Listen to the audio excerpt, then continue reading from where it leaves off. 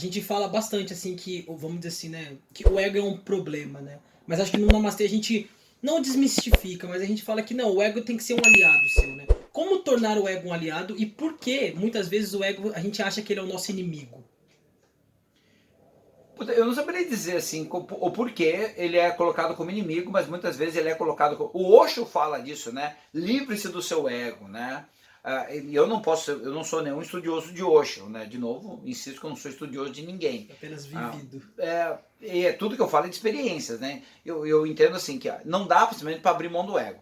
Em algum momento a gente meio que demonizou o ego como sendo o cara ruim, o cara do mal, o ego é mal, o ego... Porque a gente olha muito o cara arrogante, prepotente e chama esse cara de egóico.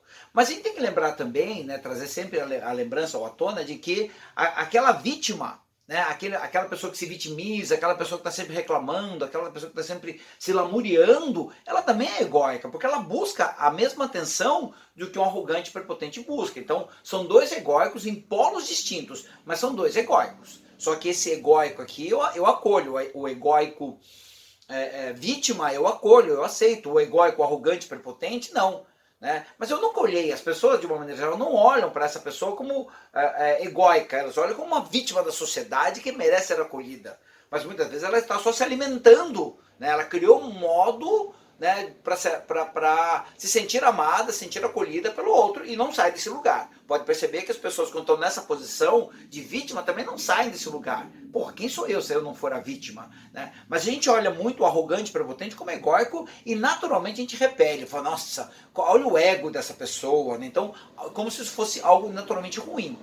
Não, o ego não é ruim. O problema do ego é quando ele está desequilibrado. Tanto aqui na vítima, quanto aqui no arrogante e prepotente. Aí ele é algo desequilibrado. Aí ele é algo para ser olhado, porque tanto esse aqui, quanto esse egóico, egocêntrico, quanto, né, o arrogante e prepotente, quanto a vítima, né, ele não traz benefício. Você não vive a sua vida, porque tem muito medo por trás. O que alimenta ego é medo. Então, a gente tem uma tendência a refutar esses egóicos aqui, então a gente acha que esse aqui é o ego. Não, aqui também tem ego. Então, o primeiro ponto é esse. O segundo ponto é, e a gente fala muito no Namastê, principalmente no Namastê 2, quando a gente vai falar de ego.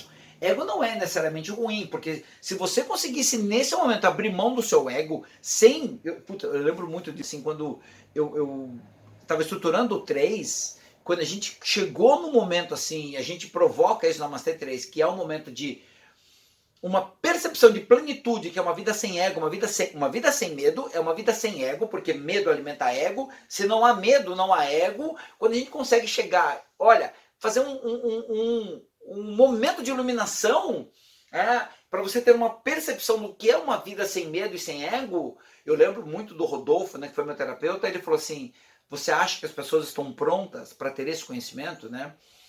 Porque se as pessoas simplesmente conseguirem abrir mão do ego nesse momento, elas vão entrar no vazio. Elas vão cair no vazio. Por quê? Aquilo que te faz acordar cedo, aquilo que te faz cumprir seus horários, aquilo que te faz ser responsável, aquilo que te faz ser uma pessoa que trabalha pra caralho, é só seu ego. Ainda é seu ego. Se não, sem consciência, sem compreensão sobre o todo, se você, por algum motivo, de alguma maneira, conseguir abrir mão do seu ego, você não levanta amanhã. Você não levanta amanhã, porque amanhã você não tem razão de viver. E essa é a busca, quando você consegue entender todo esse sistema e abrir mão e ter um momento para, putz, eu estou numa vida sem ego, ali você vai encontrar a razão, e é o que a gente provoca no 3, e quando eu falo, você não vai precisar falar para mim, porque quando você descobrir a resposta, eu vou ver estampado no seu rosto que vai ser uma explosão, não é nem de alegria, é uma emoção de falar, caralho, nós estamos brigando aqui por nada. Nós estamos brigando aqui por ego. Quando você entender isso, o sentido da vida estará aflorado e será o baita sentido da vida. A baita, né? Não sei se é o A, enfim, o sentido, né? Será um sentido da vida incrível. Mas o que é que está trazendo toda essa sombra para ele é o ego. Mas não dá simplesmente para a gente falar assim, não, a gente não tem mais ego, a partir de hoje meu ego está... esse é só seu ego querendo dizer que você não tem mais ego e ainda é o ego. Ainda é o ego. No dia que você tiver o desejo de não ter mais ego, não tenha dúvida que é só seu ego tentando se colocar, porque desejo está muito ligado a ego. Respondi a pergunta? Respondido. Ou enrolei muito aqui? Não, respondido. Enrolou, mas respondeu.